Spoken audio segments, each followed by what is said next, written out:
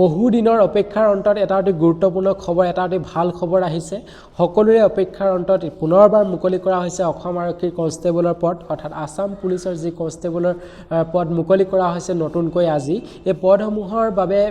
কি কি অৰ্হতা লাগিব বা ইয়াৰ এলিজিবিলিটি ক্ৰাইটেৰিয়া কি আছে আৰু কেতিয়াৰ পৰা অনলাইন আবেদন প্ৰক্ৰিয়া ষ্টাৰ্ট হ'ব কেতিয়া লাষ্ট ডেট আছে তো গোটেই তথ্যখিনি আপোনালোকে এইটো ভিডিঅ'ৰ জৰিয়তে জানিব পাৰিব সবিশেষ তথ্যখিনি মই আপোনালোকৰ বাবে লৈ আহিছোঁ আজি মুকলি পাইছে এই অসম আৰক্ষী কনষ্টেবলৰ পদসমূহ আৰু লগতে আপোনালোকক স্বাগতম জনাইছো জব আসামৰ অন্য এটা খবৰ লৈ আমি এনেকুৱা ধৰণৰ চাকৰি খবৰ আপোনালোকৰ বাবে পোনপ্ৰথমে লৈ আহোঁ তো আজিৰ যিটো খবৰ দেৰি নকৰি কিনে সেইটো বিষয়ত আমি আলোচনা কৰিব বিচাৰিছোঁ যে অসম আৰক্ষীৰ কনষ্টেবলৰ এই যিখিনি পদ মুকলি কৰা হৈছে AB আৰু UB কনষ্টেবলৰ পদ SLPRB ফালৰ পৰা অৰ্থাৎ ষ্টেট লেভেল পুলিচ ৰিক্ৰুটমেণ্ট বৰ্ডৰ পৰা যিখিনি 1715টাকৈ পদ মুকলি কৰা হৈছে 1715টা তো ইয়াত আপোনালোকৰ AB আৰু UB দুটা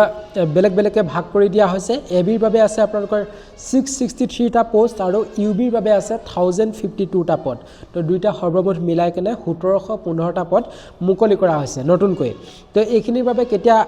অনলাইন এপ্লাই কৰিব লাগিব সেইখিনি মই আপোনালোকক জনাম তো তাৰ আগতে আমি কিছুমান তথ্য আপোনালোকক জনাব বিচাৰিছোঁ তো ইয়াত আপোনালোকৰ যিটো স্যালাৰি হ'ব স্যালাৰিটো ইয়াত উল্লেখ কৰি দিয়া হৈছে 14000 ৰ পৰা 70000 লৈকে 14000 পৰা 70000 লৈকে আপোনালোকে দৰমহা লাভ কৰিব পাৰিব আৰু লগতে আপোনালোকৰ গ্ৰেড পে থাকিব তো ইয়াৰ পিছত আপোনালোকৰ কোৱালিফিকেশনটো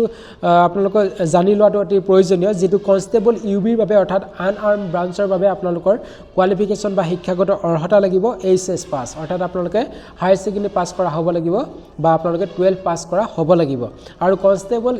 ABৰ বাবে অৰ্থাৎ আৰ্ম ব্ৰাঞ্চৰ বাবে যিখিনি পদ মুকলি কৰা হৈছে 663টা তো ইয়াত আপোনালোকৰ কোৱালিফিকেশন লাগিব HSLC অৰ্থাৎ আপোনালোকে মেট্ৰিক পাস কৰা হ'ব লাগিব ABৰ বাবে আৰু লগতে ইয়াত উল্লেখ কৰি দিয়া হৈছে candidate with HS or higher qualification can apply for both branches by selecting preference তো আপোনালোকৰ যদি HS পাস কৰা হয় তেতিয়াও আপোনালোকে এপ্লাই কৰিব পাৰিব দুইটা পদৰ বাবে আপোনালোকে এপ্লাই কৰিব পাৰিব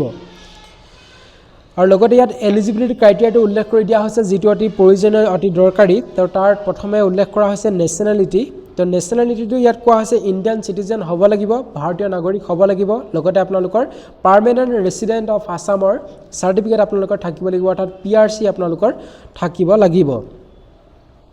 আৰু লগতে SC ST OBC candidate need to submit a residence certificate তো SC ST আৰু OBC সকলে তেওঁলোকৰ যোনখন ৰেসিডেন্স সাৰ্টিফিকেট হয় তো সেইখন তেওঁলোকে সাবমিট কৰিব লাগিব বুলি ইয়াত উল্লেখ কৰি দিয়া হৈছে আৰু ল্যাঙ্গুৱেজ প্ৰফিচিয়েন্সিটো ইয়াত উল্লেখ কৰা হৈছে যে মাষ্ট বি আসামিজ অসমীয়া তেওঁলোকে জানিবই লাগিব আৰু লগতে এমপ্লয়মেন্ট এক্সচেঞ্জ ৰেজিষ্ট্ৰেচন কাৰ্ড আপোনালোকৰ থাকিব লাগিব তো এইখিনি অতি গুৰুত্বপূৰ্ণ কথা কি বিচৰা হৈছে মই আপোনালোকক জনাই দিছো এইখিনি আপোনালোকে মন কৰি কিনে ভালদৰে নোট কৰি ল'ব যদি আপুনি এপ্লাই কৰিম বুলি ভাবিছে তাৰ পিছতে আহিছো এজ লিমিটটো বয়সৰ সীমাটো ইয়াত উল্লেখ কৰি দিয়া হৈছে 18 বছৰৰ পৰা 25 বছৰৰ ভিতৰৰ পাৰ্টিসকলেহে এপ্লাই কৰিব পাৰিব তো ইয়াত উল্লেখ কৰি দিয়া মতে ডেটটো উল্লেখ কৰি দিয়া হৈছে বৰ্ন বিটুইন 1/1/2001 এণ্ড 1/1/2008 তো ইয়াত কোৱা মতে 1 তাৰিখ 1 মাহ 2001 চনৰ পৰা 1 তাৰিখ 1 মাহ 2008 চনৰ ভিতৰত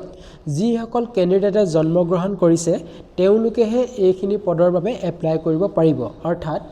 18 বছৰৰ পৰা 25 বছৰৰ ভিতৰৰ প্ৰাৰ্থীসকলেহে ইয়াৰ বাবে এপ্লাই কৰিব পাৰিব আৰু লগতে এজ ৰিলেক্সনো আছে বয়সৰ ৰেহাইটো ইয়াত কোৱা হৈছে OBC MOBC সকলৰ বাবে 3 বছৰ বয়সৰ ৰেহাই দিয়া হৈছে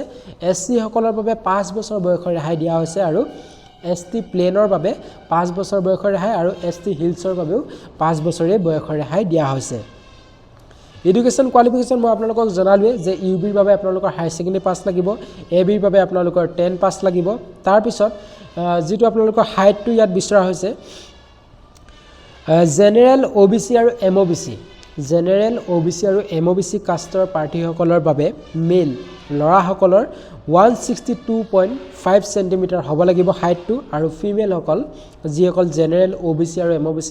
ফিমেল হয় তেখেতসকলৰ 154 সেন্টিমিটাৰ হ'ব লাগিব তাৰ পিছত SC সকলৰ বাবে 162.5 সেন্টিমিটাৰ সেম আছে আৰু ফিমেল সকলৰ বাবে 154 সেন্টিমিটাৰ সেম আছে আৰু ST প্লেন আৰু ST হিলছৰ বাবে ইয়াত উল্লেখ কৰি দিয়া হৈছে ST প্লেন আৰু ST হিলছৰ বাবে মেলসকলৰ 160 সেন্টিমিটাৰ হ'ব লাগিব আৰু ফিমেলসকল 152 সেন্টিমিটাৰ হ'ব লাগিব তাৰ পিছত আহিলে চেষ্টটো তো চেষ্টটো ইয়াত অনলি মেলৰ বাবে উল্লেখ কৰা হৈছে অনলি মেলৰে চেষ্ট বিচৰা হয় যেটো ইয়াত ক্যাটাগৰি ওয়াইজ কোৱা হৈছে কাৰ বাবে কিমান লাগিব জেনাৰেল OBC আৰু SC ST প্লেন তো এইগিটা কাষ্টৰ বাবে আপোনালোকৰ নৰ্মেল চেষ্টটো হ'ব লাগিব 80 সেন্টিমিটাৰ আৰু এক্সপান্ডেড কৰি কেনে আপোনালোকৰ 85 সেন্টিমিটাৰ হ'ব লাগিব তাৰ পিছত ST হিলছৰ বাবে নৰ্মেল চেষ্ট হ'ব লাগিব 78 সেন্টিমিটাৰ আৰু এক্সপান্ড কৰি কেনে আপোনালোকৰ চেষ্ট হ'ব লাগিব 83 সেন্টিমিটাৰ তো এইখিনি আপোনালোকৰ অতি গুৰুত্বপূৰ্ণ যিখিনি জিয়ে এপ্লাই কৰিম বুলি ভাবিছে তো তেওঁলোকে এইখিনি জানি লোৱাটো অতি দৰকাৰী তাৰ পিছত আপোনালোকৰ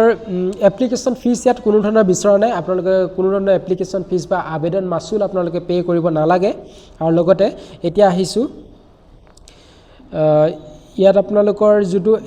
এপ্লাই অনলাইনত আপোনালোকে এপ্লাই কৰিব লাগিব এপ্লাই কৰাৰ লিংক আপোনালোকে ডেসক্ৰিপচনত পাই যাব কিন্তু তাৰ আগতে মই আপোনালোকক জনাই দিছো এপ্লাই কৰোতে আপোনালোকক কি ডকুমেন্টস লাগিব আপোনালোকক কি নথিপত্ৰ লাগিব ইয়াত উল্লেখ কৰি দিয়া হৈছে পাসপোৰ্ট সাইজ ফটোগ্ৰাফ এখন লাগিব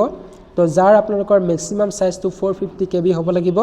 আৰু ফৰমেটটো JPG নাইবা PNG হ'ব লাগিব আৰু সিগনেচাৰ লাগিব সিগনেচাৰটো আপোনালোকৰ ফৰমেটটো JPG নাইবা PNG হ'ব লাগিব আৰু 100 KB ৰ ভিতৰত হ'ব লাগিব সাইজটো আৰু এখন এজ প্ৰুফ সাৰ্টিফিকেট লাগিব বয়সৰ প্ৰমাণপত্ৰৰ সাৰ্টিফিকেট এখন লাগিব যেটো বা নথিপত্ৰ এখন লাগিব যেটো আপোনালোকে PDF ফৰমেটত আপোনালোকে দিব লাগিব আৰু 200 KB ৰ ভিতৰত হ'ব লাগিব তাৰপিছত কাষ্ট সাৰ্টিফিকেট আপোনালোকৰ লাগিব কাষ্ট সাৰ্টিফিকেটটো আপোনালোকৰ সেম PDF ফৰমেটত দিব লাগিব আৰু লগতে 200 KB ৰ ভিতৰত হ'ব লাগিব maximum size employment exchange card আপোনালোকৰ লাগিব যেটো আপোনালোকৰ PDF ফাইলত আৰু লগতে 200 KB ৰ ভিতৰতে হ'ব লাগিব আৰু HSLC মাৰ্কশিট লাগিব হেতু আপোনালোকৰ সেম PDF ফাইলত 200 KB ৰ ভিতৰত আৰু লগতে HSLC সাৰ্টিফিকেট যিসকলে HSLC ৰ বাবে এপ্লাই কৰিছে বা তেওঁলোকৰ HSLC সাৰ্টিফিকেট দিব লাগিব তো তাৰো আপোনালোকৰ PDF ফৰমেটত দিব লাগিব আৰু লগতে 200 KB ৰ ভিতৰত হ'ব লাগিব তো এতিয়া অতি গুৰুত্বপূৰ্ণ কথা যে ইয়াৰ ইম্পৰ্টেন্ট ডেট গিটা আপোনালোকে জানি লওক এটো start of online application online আবেদন প্ৰক্ৰিয়া বৰ্তমানেও স্টাৰ্ট হোৱা নাই আৰম্ভ হোৱা নাই এটো আৰম্ভ হ'ব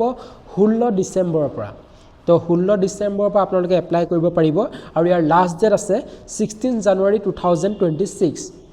তো এগিটা মন কৰিব 16 ডিসেম্বৰৰ পৰা আপোনালোকে অনলাইন এপ্লাই কৰিব লাগিব আৰু 16 জানুৱাৰীলৈকে সময় আছে যেটো এক মাহ ধৰি সময় দিয়া হৈছে আৰু অনলাইন এপ্লিকেশনৰ ফৰ্মৰ অনলাইন এপ্লাই কৰাৰ লিংক আপোনালোকে মোৰ এটো ভিডিওৰ ডেসক্ৰিপচনত আপোনালোকে পাই যাব কিন্তু এতিয়া যেহেতু হেতু লিংকটো ৰিলিজ কৰা নাই বা অনলাইন আবেদন প্ৰক্ৰিয়া আৰম্ভ হোৱা নাই গতিকে 16 তাৰিখৰ পৰা যেটো আৰম্ভ হ'ব বা অনলাইন এপ্লাই কৰা ষ্টাৰ্ট হ'ব তো তেতিয়া মই লিংকটো ডেসক্ৰিপচনত দি ৰাখিম আপোনালোকে অনলাইন এপ্লিকেশন বুলি এটা লিংক এটা পাব তো তাত ক্লিক কৰি আপোনালোকে এপ্লাই কৰি লব পাৰিব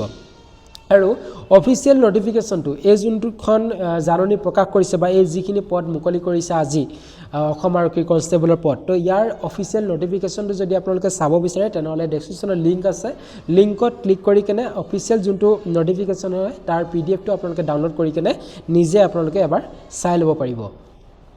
সো এটো আছিল আজিৰ খবৰ পুনপ্ৰথমে আপোনালোকক জনালো আজি নতুনকৈ এখিনি পদ মুকলি কৰা হৈছে আৰু আশা কৰো সকলোৱে ইয়াত বুজি পালে যিখিনি ইয়াত বিচৰা হৈছে এলিজিবিলিটি ক্ৰাইটেৰিয়া হক বা যিখিনি যোগ্যতা বা অৰ্হতা হক তো এখিনি আপোনালোকে মন কৰি কিনে আপোনালোকে প্ৰিপাৰেচন যদি চলাই আছে তেনেহলে অতি ভাল কথা 16 তাৰিখৰ পৰা যেটো আবেদন প্ৰক্ৰিয়া আৰম্ভ হ'ব তেতিয়াই আপোনালোকে লিংকটো মোৰ এই ভিডিওটোৰ ডেসক্ৰিপচনত আপোনালোকে পাই যাব সো আজিলৈ ইমানে ধন্যবাদ